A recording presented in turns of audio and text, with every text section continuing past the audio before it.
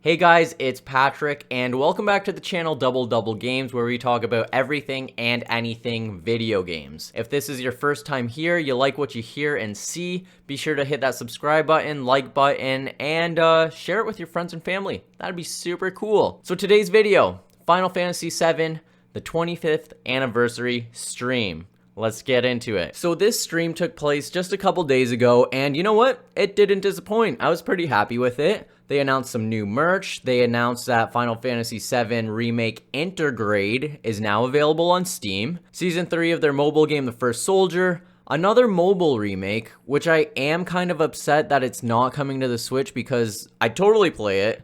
I don't play too many phone games, but this mobile game being Final Fantasy VII Ever Crisis. It could be something I get into, but we'll touch a little bit more on that soon. Then we got the exciting portions. The exciting portions of the stream. The whole meat and potatoes of the stream. The whole cherry on top of the stream. Square Enix decided to announce a Crisis Core remake from the PSP, officially titled Crisis Core Final Fantasy VII Reunion. And then they ended the show with a bang, something we were all hoping to see. The announcement of the remake series, officially titled as Final Fantasy VII Rebirth. When I say I lost my marbles, I'm not kidding when I say I lost my marbles. They just kind of scattered all over the place. They showed it, I was happy. I had my doubts that they would show it, but you know what? Square did not disappoint, and they might have not showed much, but they showed enough to make me happy. So yeah, good on you. So let's start out with that mobile game, Ever Crisis. We knew about this game for a while. We just had more details released and more visuals shown in this past stream. If you're wondering what it is exactly, it's a true remake of Final Fantasy VII with turn-based mechanics,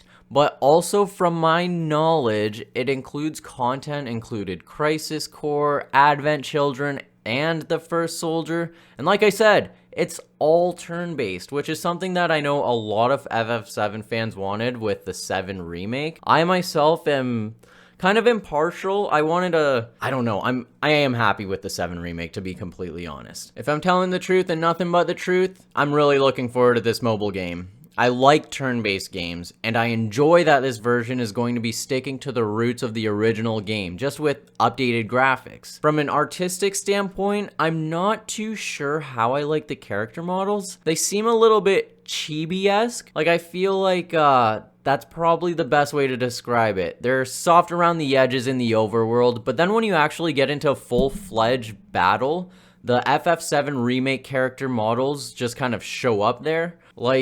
I like it, but I also don't. I just kind of wish that they kept the game character models the exact same in both in and out of battles. Maybe make the models a bit less realistic than what they are in combat, but then less chibi when they're out of combat. I don't know though. It's just an opinion. Let me know what you think. Next up is one of the bigger announcements. Crisis Core Final Fantasy VII Reunion. Like I mentioned earlier, this is a remake of Crisis Core from the PSP. I never actually had the chance to play this game upon its original release, just because I never owned a PSP. And I know, I've had so much time to capitalize and buy this one now that I'm an adult, but I just didn't. I know I can still experience it, maybe before it comes out, but now that this has been announced, I might just wait for the release of this version. Crisis Core Reunion has enhanced graphics, updated character models, upscaled cinematics, and you know what? Some spiffy voice acting, and it's also going to release this winter. That's right, Square Enix decided to give a release window of this winter, which is super exciting. And not just that, it'll be releasing on every console, your PS4, your PS5, your Xbox Series X and X,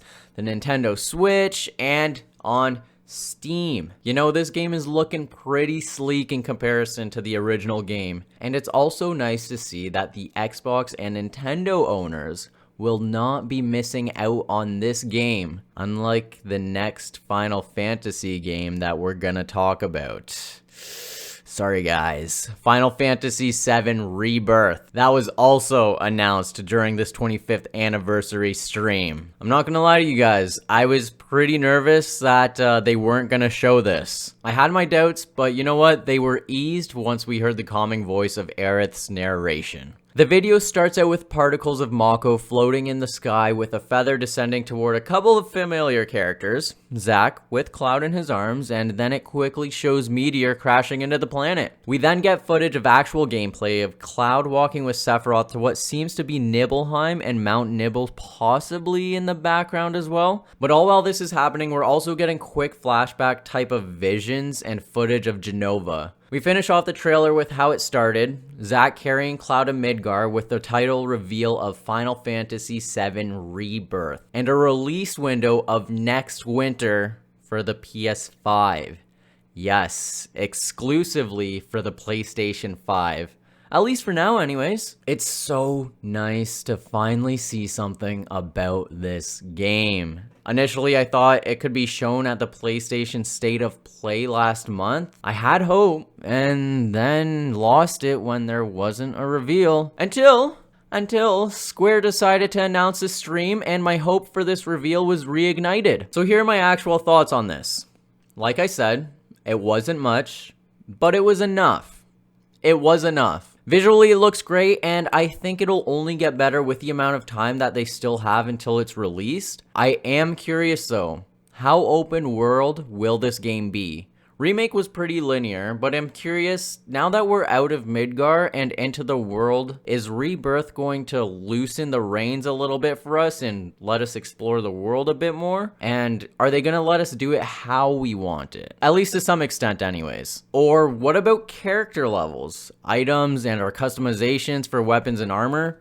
Are we going to start this game with a bunch of the materia we had? Is it somehow going to carry all over our stats from Remake, or do you think the game might just start us back at level 1, but with all of the items and collectibles that we could have possibly gotten in the previous installment in Remake? Let me know in the comments below. With Sephiroth walking next to us in the reveal, it also raises a question. Are we going to get to play as him in this segment? And if you don't know the segment I'm talking about, from what I remember, in summary anyways, this is a portion of Cloud telling a story to the party about him and Sephiroth's travel together from the past. Or do you think he's going to be an unplayable companion? Let me know your thoughts on this too. Overall, I'm really happy with everything that Square has shown with this 25th anniversary stream. It didn't disappoint. I'm content. If you're a Final Fantasy fan like myself, we have a lot coming within the next couple years. Starting with Crisis Core Final Fantasy VII Reunion this winter, then Final Fantasy 16 coming out in the summer of 2023, and then to follow, we've got Final Fantasy VII Rebirth next winter. Yes, next winter. Let me know what you're looking forward to in the comments below. Anyways, that's it for this video. If you liked what you heard and saw, definitely hit that like button. Subscribe if you haven't, and share with your family and friends if you have that. Yeah. Share with your family and friends if you have that. And until next time, I'll talk to you peeps in the next one. Deuces.